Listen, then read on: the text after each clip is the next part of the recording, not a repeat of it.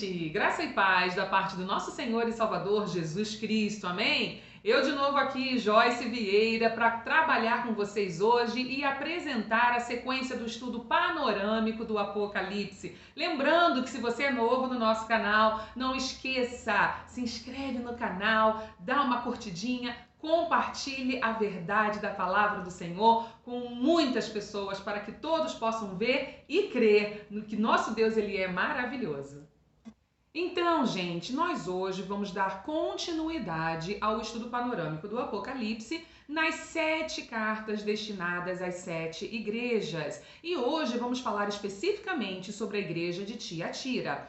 Também era conhecida como a igreja pagã e nós vamos ver o porquê disso. Bom, hoje, atualmente, a cidade de Tiatira fica localizada na chamada Akhisar, que está na Turquia, certo? Naquela época, essa região era uma região pouco importante. Na verdade, era a região menos importante das 7 cidades onde estavam as 7 igrejas. Havia lá um grupo de artesãos profissionais apenas e eles se reuniam como hoje nós temos alguns artesãos em comunidade, certo? Mas religiosamente eles tinham uma influência pagã muito grande. Bom, Jesus se apresenta a eles como o Filho de Deus, ou seja, uma autoridade divina e real. Ele não se apresenta como um qualquer, mas ele é o Deus, ele é o Senhor. Não é um Deus pagão, mas é o Filho do Deus vivo, que tem olhos como chama de fogo, ou seja, nada escapa ao seu juízo, e pés semelhante ao bronze polido, ou seja, ele é forte o suficiente para esmagar os inimigos. A igreja de Tiatira tinha uma motivação de amor e fé, e isso é elogiado por Jesus lá no capítulo 2, verso 19 de Apocalipse, e é revelado, esse amor é revelado no seu trabalho e no seu serviço. Era uma igreja que era ativa e as suas últimas obras eram maiores do que as primeiras, ou seja, eles eram muito ativos, muito trabalhadores. E um outro ponto de vista interessante que foi ressaltado nessa igreja foi a paciência. E essa paciência era refletida numa resistência constante, ou seja, uma perseverança, o que era muito difícil para uma época de dura perseguição. Mas os versos 20 ao 23 são reveladores quanto ao ponto fraco dessa igreja. Olha lá, ele começa assim: tenho porém contra ti. Essa é a expressão que marca esse momento. Bom, se nós voltarmos aos nossos estudos anteriores, nos vídeos anteriores, nós vamos lembrar que a Ásia estava muito contaminada com falsos mestres, falsos profetas, com doutrinas pagãs. Nós vimos isso lá em Pérgamo, por exemplo, onde Satanás tinha um trono. Vocês estão lembrados que nós falamos sobre isso? Bom, em Tiatira a situação não era diferente, mas lá atuava uma falsa profetisa que levava o povo a conhecer as coisas profundas de Satanás. E o erro de Tiatira foi então tolerar esses ensinamentos de fornicação e idolatria. São 2 pontos bem importantes ressaltados, vocês podem conferir lá no capítulo 2 de Apocalipse, aí mais especificamente nesses versos aí, 19, 20, 21, que está falando sobre a igreja de Tiatira. Bom, o nome dessa mulher, Jezabel, e faz referência à mulher do rei Acabe. Lá no livro, 1 Reis, não sei se vocês estão lembrados que nós também comentamos logo no início, do Tá na Bíblia, os primeiros livros que nós estudamos. Bom, essa mulher do 1 Reis levou o povo a se afastar de Deus e a se voltar em adoração a Baal, com cultos que envolviam prostituição e bruxaria.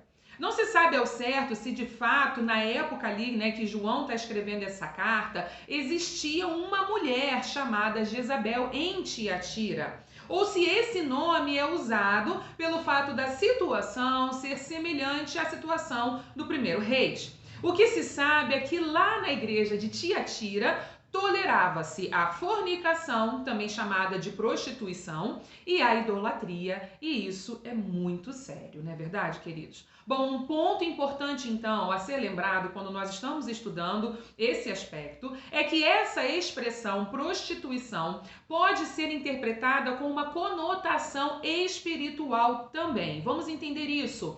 A infidelidade a Deus também é chamada de prostituição ou adultério. Porque se a igreja é a noiva de Jesus, uma vez que a igreja adora um outro Deus, ela está adulterando, ou seja, ela está traindo o seu próprio noivo, que é Cristo. O ponto-chave aqui, então, é o entendimento de que, quer seja uma prostituição como um ato carnal, usado muito naquela época como forma de culto, isso nós também já falamos, ou quer seja essa prostituição um ato espiritual de adoração a outros deuses, vemos que o povo, quando ele adora a outros deuses e não ao único Deus, que é digno de toda honra, de toda glória e de todo louvor, em ambos os casos, a igreja de Tiatira estava negando a Jesus Cristo e sendo infiel a Deus. Vale então lembrar e ressaltar que o verso 24 deixa claro que havia em Tiatira crentes fiéis a Cristo, que não se curvavam aos outros deuses com letra minúscula, né? E não toleravam a doutrina de Jezabel. Vale também ressaltar que Jesus dá um tempo para que se arrependam. Assim como hoje, ele também está nos dando um tempo para que nós nos arrependamos.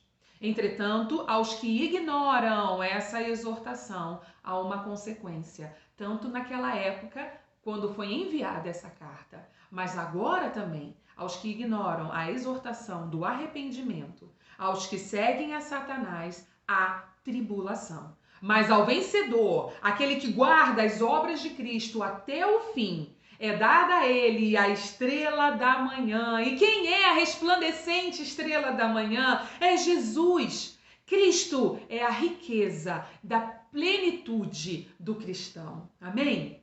Vamos seguir então agora, vamos falar sobre a igreja de Sardes, dando sequência a esse estudo, também chamada de a igreja apática. Bom, essa cidade era um importante centro industrial de produtos de lã e tinturaria e tinha então um estilo de vida luxuoso, mas muito dissoluto também.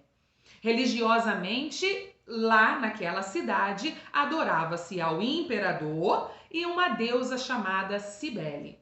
A igreja de Sardes, por estar em uma região rica, também era muito próspera. E estou falando em aspectos financeiros, tá? Mas a pergunta que eu deixo é: será que essa prosperidade socioeconômica refletia uma prosperidade espiritual? Infelizmente, logo no primeiro versículo do capítulo 3 de Apocalipse, nós vemos que essa igreja tem nome que vive, mas está morta, ou seja, a prosperidade espiritual não era presente. Por isso é chamada de igreja apática. Sua vida espiritual é letárgica, é insensível ao toque do Espírito Santo. Eles fazem obras, mas suas obras não são íntegras na presença de Deus. E como está descrito lá no verso 2 desse mesmo capítulo 3, nós vemos isso, que as suas obras não são íntegras. Mas o verso mostra que nem todos se contaminaram. E há uns poucos que permanecem fiéis e não contaminaram as suas vestiduras. Bom, existe solução para uma igreja assim? Sim, graças a Deus, Jesus é sempre a resposta. Aleluia, não importa quão letárgica ou insensível esteja a sua vida espiritual, Jesus é a resposta. O verso 1 já começa dando a resposta para esse povo. Volta lá no verso 1 de novo e veja como Jesus se apresenta para essa igreja. Ele já se apresenta como a solução. Ele diz assim: e ao anjo da igreja que está em Sardes escreve: isso diz o que tem os 7 Espíritos de Deus e as 7 estrelas. Isso está lá em Apocalipse 3:1. Cristo é o que tem os 7 Espíritos de Deus, ou seja, ele é a plenitude plenitude do Espírito Santo e pode dar aos crentes fiéis o poder do Espírito que não pode ser apagado. Aleluia! Ele pode reavivar a igreja que está morta. Ele pode reavivar a sua vida se você se encontra em um período de apatia. E isso é para deixar muito claro, nós temos 4 lembretes que seguem a esse verso. E o primeiro deles é ser vigilante, que está lá no verso 2, ou seja, não caia em tentação, vigiai e orai. O segundo lembrete é lembra-te. Lembra-te do que tens recebido, está no verso 3. O terceiro lembrete é guarda. Guarda o quê? O que tens recebido, é a continuação do verso 3. E por último, o quarto lembrete é arrepende-te, que é o finalzinho então desse verso 3. Oh, glória a Deus, essa palavra arrepende-te, ela é uma constante nessas cartas às 7 igrejas. E lembre-se que essas cartas chegam até nós. Nós somos hoje Igreja do Senhor. E essa carta que foi mandada a 7 igrejas específicas, hoje ela é para nós. Ela é escrita para que nós possamos ler, para que nós possamos perceber em que perfil a sua vida tem andado. Será que tem se assemelhado à igreja de Tiatira, de Sardes, de Éfeso? Como está a sua vida? O importante é arrependa-te, ainda há tempo. Bom, a promessa aos crentes vencedores é: comigo andarão de branco. Oh, é o nosso Senhor falando. Olha, comigo andarão de branco, porquanto são dignas disso. E o que nos fez digno é o próprio sangue de Jesus vertido na cruz. Esse verso que acabei de ler está em Apocalipse 3:4. Agora, Apocalipse 3:5, ele é lindo porque ele diz: ao que vencer será vestido de vestes brancas. E de maneira nenhuma riscarei o seu nome do livro da vida. E olha que lindo agora esse final, queridos. E confessarei o seu nome diante do meu Pai e diante dos seus anjos. Meus queridos, nós confessamos o nome de Jesus aqui na terra como nosso Senhor e Salvador. E Ele confessará o nosso nome diante do Pai.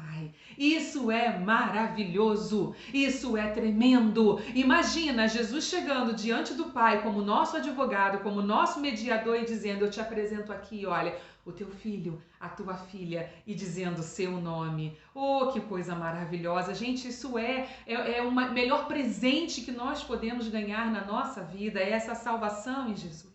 E assim eu encerro o estudo de hoje com a promessa mais linda que os meus olhos já viram. Porque isso sim está na Bíblia.